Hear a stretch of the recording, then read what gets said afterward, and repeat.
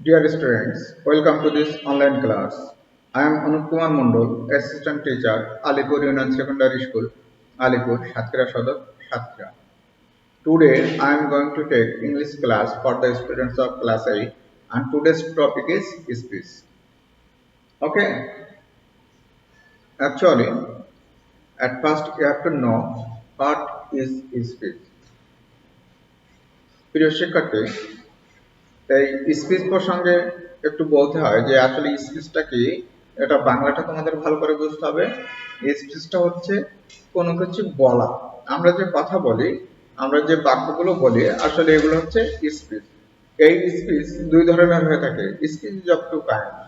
First one is direct speech and second one is indirect speech. Okay, তাহলে এই speech কি, speech mainly দুই প্রকার হয়ে থাকে। একটা হচ্ছে কি ডিরেক্ট স্পিচ, ডিরেক্ট স্পিচ, আর ইনডিরেক্ট স্পিচ, এসপিডব্লিউ। তাহলে স্পিচ কয় প্রকার? স্পিচ হচ্ছে দুই প্রকার, একটা হচ্ছে ডিরেক্ট স্পিচ আর একটা হচ্ছে ইনডিরেক্ট স্পিচ। এখন এই ডিরেক্ট স্পিচ কি আর ইনডিরেক্ট স্পিচ কি এ প্রসঙ্গে একটু জেনে নেওয়া যায়। ডিরেক্ট স্পিচ হচ্ছে যখন বক্তার কথা কোনো রকম পরিবর্তন না করে হুবহু বলা হয়, সেটা হচ্ছে ডিরেক্ট স্পিচ। আর ইনডিরেক্ট স্পিচ হচ্ছে যখন বক্তার কথা ঘুরিয়ে ফিরিয়ে নিজের মতো করে বলা হয়, এটা হচ্ছে ইনডিরেক্ট স্পিচ। এখন আমরা ডিরেক্ট স্পিচটা একটু জেনে নিই। যেমন Suman says, comma quotation, I am a student. আমি এখানে একটা সেন্টেন্স লিখছি, দেখো ডিরেক্ট স্পিচে সেটা হচ্ছে কেমন, সুমন সেজ, সুমন বলে, আই অ্যাম, এখানে দেখো এরপর একটা কমা আছে, তারপরে কোটেশন দিয়ে শুরু, আর কোটেশনের ভিতরে একটা কি স্পিচ আছে, সেটা হচ্ছে কি আই অ্যাম এ স্টুডেন্ট, আমি একজন শিক্ষার্থী। তাহলে এটা হচ্ছে কি ডিরেক্ট স্পিচ, যেটা কোটেশনের ভিতরে থাকে সেটা হচ্ছে ডিরেক্ট স্পিচ। আর এটাকে আমি অন্যভাবে লিখতে পারি, scholar Sage, scholar says that that is round, that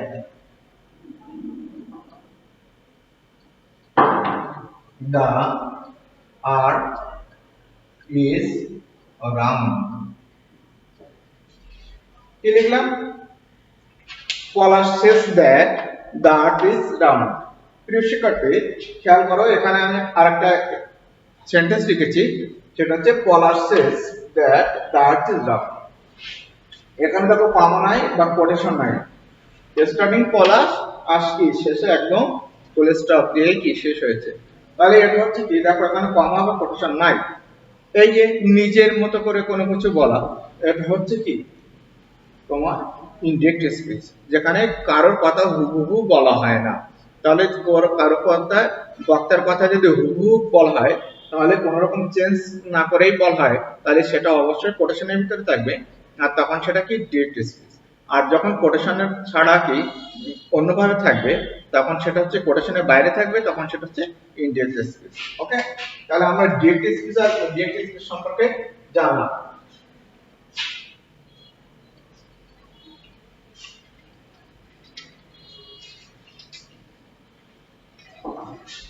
এখন আমরা জানবো কি যে ডিরেক্ট স্পিচ থেকে কিভাবে ইনডিরেক্ট করতে হয়, কিভাবে ডিরেক্ট থেকে কিভাবে ইনডিরেক্ট করতে হয়, সেই জিনিসটা আমরা এখন বিস্তারিত আলোচনা করব। তাহলে এখন একটা एग्जांपल দেখি। নয়ন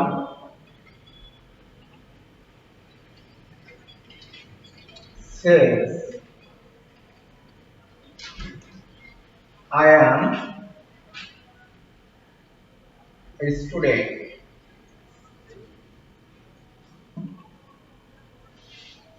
সুপ্রিয় শিক্ষার্থী, সেন্টেন্সটা ভালো করে খেয়াল করো। আমি এখানে লিখেছি কি নয়ন সেজ, নয়ন বলে কি আই অ্যাম স্টুডেন্ট, আমি একজন শিক্ষার্থী। ঠিক আছে, এই যে আমি লিখলাম, এটা কিন্তু কমা তারপরে কি কোটেশনের ভিতরে আছে যে আই এম স্টুডেন্ট, অর্থাৎ এই কথাটা কি নয়নের কথা। এই ন্যারেশন শিখতে হলে আমাদের প্রথম যে জিনিসটা জানতে হবে, আমি এগুলো নিয়ে তোমাদের অনেকবার আলোচনা করেছি, আজকে সংক্ষেপে একটু বলে দিই। প্রথম অংশটাকে বলা হয় রিপোর্টিং স্পিচ, আর কি এই কোটেশনের ভিতরে এটা বলে রিপোর্টেড স্পিচ।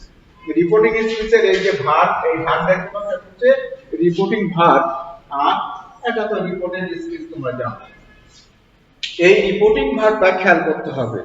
প্রথমে ন্যারেশন করতে হলে আমাদের প্রথম ডিরেক্ট থেকে ইনডিরেক্ট করতে হলে প্রথম যে জিনিসটা খেয়াল রাখতে হবে সেটা কি, রিপোর্টিং ভার্বটা আসলে কোন টেন্সের। এই রিপোর্টিং ভার্বটা এখানে সে, যেহেতু সে তোমরা জানো সে তিনটা ফর্ম কি, সে, সে, সে। তাহলে আমার এটা কি হলো, এটা প্রেজেন্ট ফর্ম, এটা পাস্ট ফর্ম, এটা পাস্ট পার্টিসিপল। তাহলে সেটা যেহেতু কি প্রেজেন্ট ফর্ম, তাই এটা হচ্ছে প্রেজেন্ট ফর্ম। আর এখন এই কোটেশনের ভিতরে যে জিনিসটা আছে, স্পিচটা আছে, এটা হচ্ছে কোন সেন্টেন্স আর এটা কোন টেন্স, এই বিষয়টা আমাদের মাথায় রাখতে হবে। তাহলে আমরা চলে যাই, যখন আমরা এটাকে ডিরেক্ট থেকে ইনডিরেক্ট করব তখন আমাদের প্রথম যে জিনিসটা খেয়াল করতে হবে রিপোর্টিং ভার্বটা আসলে কোন টেন্সের। তাহলে আমরা জানলাম এখানে রিপোর্টিং ভার্বটা হচ্ছে প্রেজেন্ট টেন্সের, আর এর ভিতরে কোশ্চেনের ভিতরে যে সেন্টেন্সটা আছে সেটা কোন sentence. Sentence is five kinds, তোমরা জানো সেন্টেন্স ক্লাস প্রপার, সেটা হচ্ছে কি adjective sentence, interrogative sentence, imperative sentence, operative আর এক্সক্লেমেটরি। এই পাঁচ প্রকারের পাঁচ ধরনের সেন্টেন্সের ভিতরে এটা কি, যেটা এটা সাবজেক্ট দিয়ে শুরু, ভার্ব, তারপরে লাস্টে ফুল স্টপ, সুতরাং এটাই বোঝা যায় যে কি এটা অ্যাডজেক্টিভ সেন্টেন্স। যদি এটি অ্যাসার্টিভ সেন্টেন্স হয়ে থাকে তাহলে এখন কি আমি কি পরিবর্তনটা আগে দেখো, এন এ ওয়াই এ নয়ন শেষ, ওকে, নয়ন শেষ। এই শেষের পরে এখন দেখো দুইটা আলাদা অংশ আছে, একটা কমা কোটেশন দিয়ে আলাদা হয়েছে।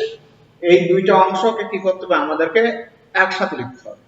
তাহলে সেটা আমরা কিভাবে লিখবো, কমা কোটেশন থাকবে না, ওখানে কি এই যে কমা থাকবে না, তাহলে শেষের পরে কি একটা কনজাংশন নিয়ে আসতে হবে, কনজাংশনের কাজকে যুক্ত করা।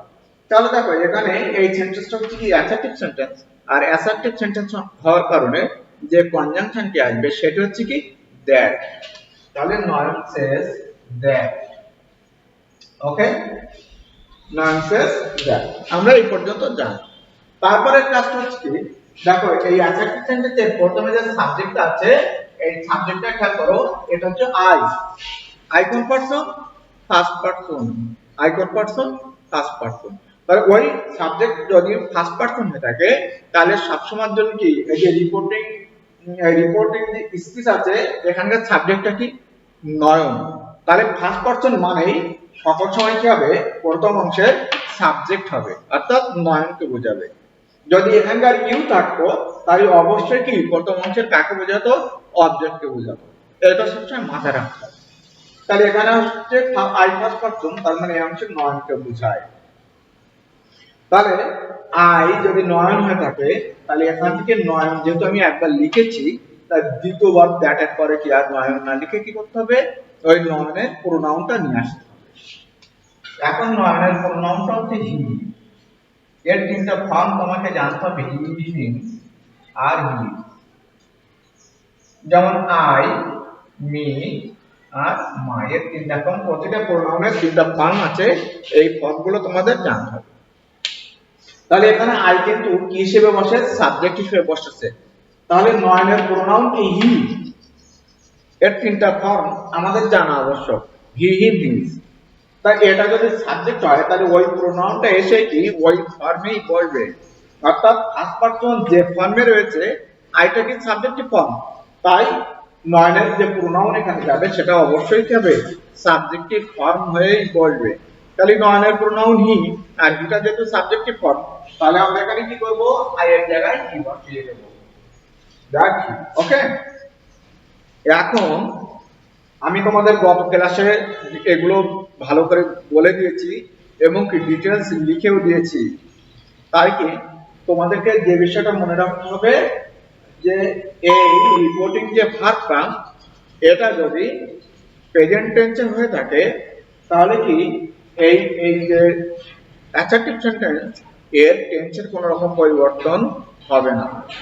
কিন্তু যদি এটা পাস্ট টেন্সে হয়ে থাকে তাহলে এখানে টেন্সের পরিবর্তন আসবে। সেটা কি ছিল? Present indefinite, past indefinite, present continuous, past continuous, present perfect, past perfect, এভাবে পরিবর্তন করা হতো।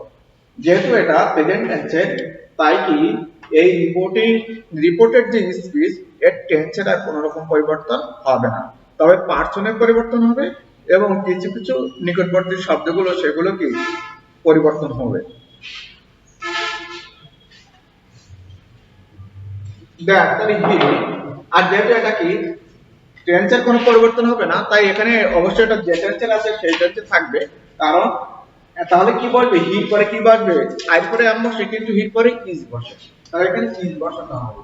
He is a student. সুপ্রিয় শিক্ষার্থী, আশা করি বিষয়টা তোমরা ক্লিয়ার হতে পেরেছো। তাহলে নয়ন সেজ রিপিটিং ভার্বটা প্রেজেন্ট টেন্সের হওয়ার কারণে এই রিপোর্টেড স্পিচের টেন্সের কোনো রকম পরিবর্তন হলো না, কিন্তু পার্সনের পরিবর্তন হলো।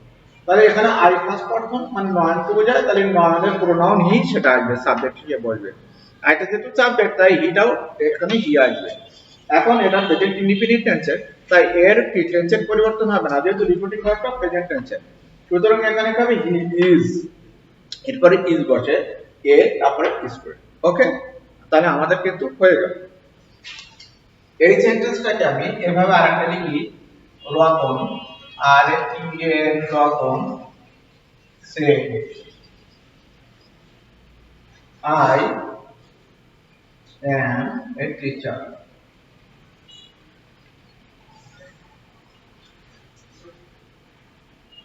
সুপ্রিয় শিক্ষার্থী, অত্যন্ত মনোযোগ দিয়ে খেয়াল করো। আমি এখানে কি একটা এক্সাম্পল লিখেছি, রতন সেড, রতন বলল আই অ্যাম এ টিচার, আমি একজন শিক্ষার্থী। এই প্রসঙ্গে আমরা যে বিষয়টা লিখতে পারি সেটা হচ্ছে, দেখো এখানে পরিবর্তনটা খেয়াল করো দুইটার ভিতরে। এখানকার সাবজেক্ট, এই যে রিপোর্টিং ভার্বটা এখানে কি প্রেজেন্ট টেন্সের, আর এখানকার রিপোর্টিং ভার্বটা হচ্ছে পাস্ট টেন্সের, এই ভার্বটা হচ্ছে পাস্ট টেন্সের। বুঝতে পারছো? সে তারপরে সেড, সে কি, সে প্রেজেন্ট হলে পাস্ট হচ্ছে কি সেড, পাস্ট পার্টিসিপল হচ্ছে সেড। এখানে এটা যেটাকে বলা ভিটু। ওকে, এখন এটা হচ্ছে কি ভিটু মানে ভার্বের কি পাস্ট ফর্ম, আর এটা কি ভিয়ন মানে প্রেজেন্ট ফর্ম। ওকে, তাহলে দেখো রতন সেড, রতন বললো, এটা হচ্ছে ভিটু মানে ভার্বের পাস্ট ফর্ম, এটা আমি বোঝাচ্ছি। তাহলে Ratan said I am a teacher, আমি একজন শিক্ষক। এটা পরিবর্তন কি আসবে, রতন সেড, তাহলে আমার পরিবর্তনটা কি আসবে রতন, আর রতনের পরে কি সেড লিখলাম। এখন দুইটা অংশকে যোগ করার জন্য একই রকম কি লিখতে হবে, যে যেহেতু এটা অ্যাডজেক্টিভ সেন্টেন্স এখানে দ্যাট আসবে, তাহলে রতন সেড দ্যাট। ওকে, আর পরিবর্তনটা কিন্তু একই রকম। আচ্ছা, আমি যদি আই ফার্স্ট পারসন, তাহলে আই মানে অংশে কাকে বোঝাবে, আই ফার্স্ট পারসন মানে অংশে কাকে বোঝাবে, আসলে এই রতনকে বোঝাবে। ফার্স্ট পারসন মানে কাকে বোঝাবে, প্রথম অংশের সাবজেক্টকে বোঝাবে, সে রতন। তাহলে এটা ছেলে, তাই এখানে তার প্রোনাউনটা কি যাবে, হি যাবে। আর যদি এখানে মেয়ে হতো, যদি রত্না হতো, তাহলে কি এখানে প্রোনাউনটা কি যেত, শি যেত। ওকে, তাহলে দ্যাট হি। এখন এ পর্যন্ত আমরা লিখলাম। কমপ্লিট করার পরে এখন এখানে টেন্সের পরিবর্তন হবে কিনা, অর্থাৎ ভার্বের পরিবর্তন হবে কিনা, এই প্রসঙ্গটা মনে রাখা আসবে। তাহলে কি আসবে, যেখানে আমার আছে, আমি কি আসলে হির পরে ইজ লিখবো না কি লিখবো? তাহলে আমার চলে যেতে এই ভার্বটা, এই দেখো সেট ভার্বটা আসলে কি এটা পাস্ট, তাহলে এটা আমরা শর্ত কি বলে প্রেজেন্ট ইনডিফিনিট পাস্ট ইনডিফিনিট হবে। অর্থাৎ এই যে স্পিচটা এটা হচ্ছে প্রেজেন্ট ইনডিফিনিটের, এটা পরিবর্তিত হয়ে কি হবে পাস্ট ইনডিফিনিটে রূপান্তরিত হবে। তো প্রেজেন্ট ইনডিফিনিট থেকে পাস্ট ইনডিফিনিট করতে হলে একটা সেন্টেন্সের কোন জায়গাটা পরিবর্তন করতে হয়, তার ভার্বের পরিবর্তন করতে হয়। তাহলে এখানে ভার্বটা কি অ্যাম, তাহলে কি এখানে টু বি ভার্ব আছে কি অ্যাম, তাহলে হির পরে কি বসবে ইজ বসে, কিন্তু ইজ না বসে কি করতে হবে পাস্ট করতে হবে। তাহলে অ্যাম, ইজ বা আর, এগুলোর পাস্ট হিসেবে আমরা কিভাবে করতে পারি ওয়াজ অথবা ওয়্যার। তাহলে হির পরে কি বসে ওয়াজ বসে তাহলে হচ্ছে হি ওয়াজ এ টিচার। সুপ্রিয় শিক্ষার্থী, আশা করি কি তোমরা বিষয়টা বুঝতে পেরেছো যে কি হি ওয়াজ এ টিচার, এটা হচ্ছে আমরা কমপ্লিট করলাম। তাহলে কি করলাম, a man says I am a student, man says that he is a student। কিন্তু যখন Ratan said I am teacher, তাহলে লিখলাম কি Ratan said that he was a teacher। ওকে, তাহলে আমরা প্রথম বিষয়টা জানলাম। প্রিয় শিক্ষার্থী,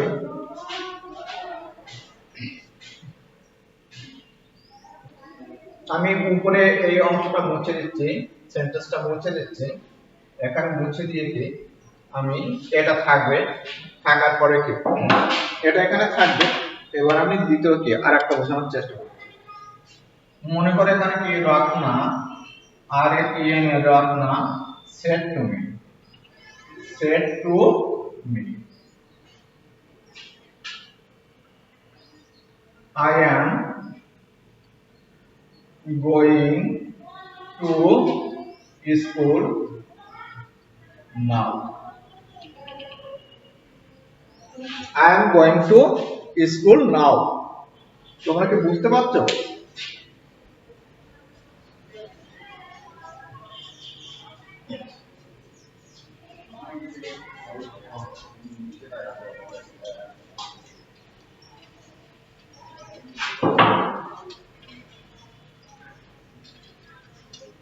Ratna said to me I am going to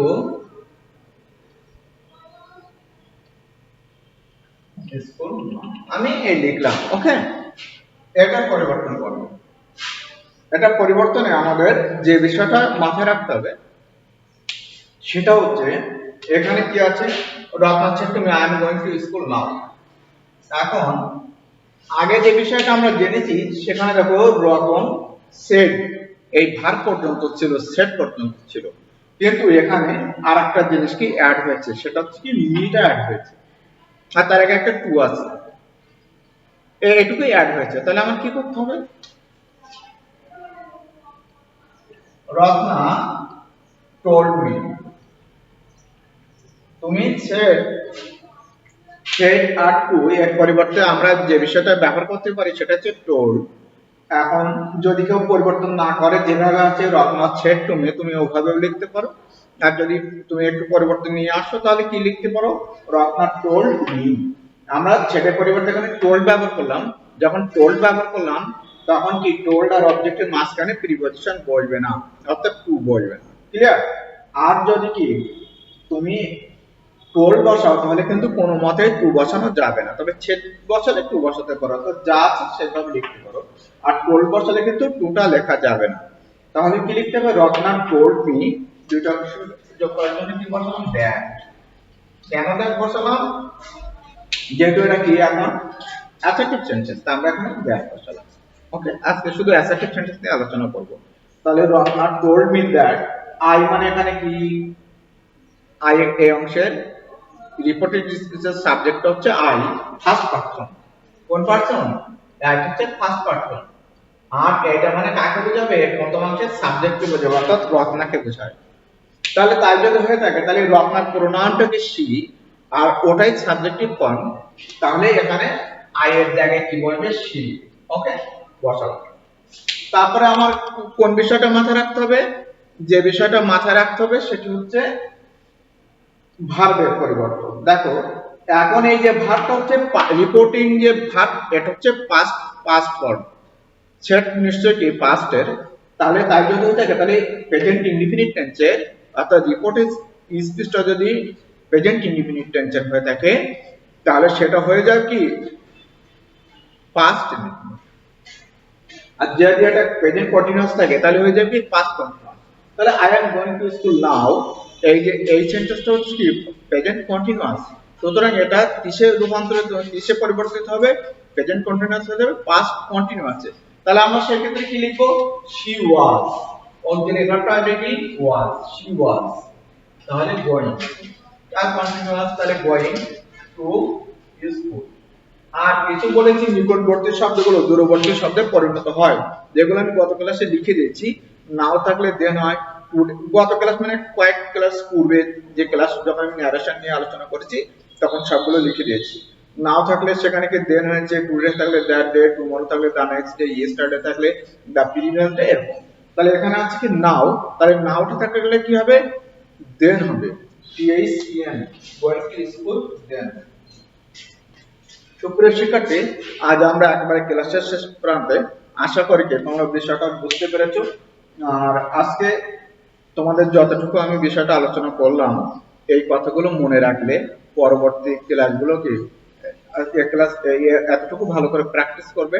আর আমি বিগত ক্লাসগুলোতে কি ন্যারেশনের বিস্তারিত আলোচনা করেছি, আমি এখন শুধু সেই জিনিসগুলো তোমাদের পরীক্ষার সামনে, তাই এই জিনিসগুলো আবার একটু কি রিপিট করছি মাত্র।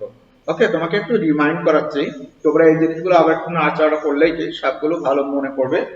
তাহলে Ratna told me that, I মানে রতন, তাহলে রত্না সি প্রনাউন আসলো, আর প্রেজেন্ট কন্টিনিউয়াস হয়ে গেল পাস্ট কন্টিনিউয়াস। সুতরাং কিসের পরিবর্তন হয়, ভার্বের। তাহলে ওয়াজ আর কন্টিনিউয়াস বলে গোইং থাকবে, ওয়াজ গোইং টু স্কুল। আর নাওটা কি হবে, নাওটা দেনে রূপান্তর হবে। ওকে, সুপ্রিয় শিক্ষার্থী, আমরা আজকে ক্লাস একেবারে শেষ প্রান্তে। আর পরবর্তী ক্লাস দেখার আমন্ত্রণ জানিয়ে আর সকলের সুস্বাস্থ্য আর দীর্ঘায়ু কামনা করে আজকের ক্লাস এখানে শেষ করছি। তবে দু একটা কথা বলি, যেহেতু কোভিড-19 কে এখনো সম্পূর্ণভাবে কি আমাদের মানে আমরা এটা থেকে মুক্ত হতে পারিনি, তাই আমাদেরকে কি করতে হবে, স্বাস্থ্যবিধি কিন্তু সকল সময় মানতে হবে। তোমরা স্কুলে যে যেখানে থাকো সেখানে অবশ্যই স্বাস্থ্যবিধি মানবে, আর কি লেখাপড়া ভালো করে করবে। আর সকলকে দীর্ঘ সুস্থ কামনা করে আজকের ক্লাস এখানে শেষ করছি। ধন্যবাদ সকলকে, সবাই ভালো।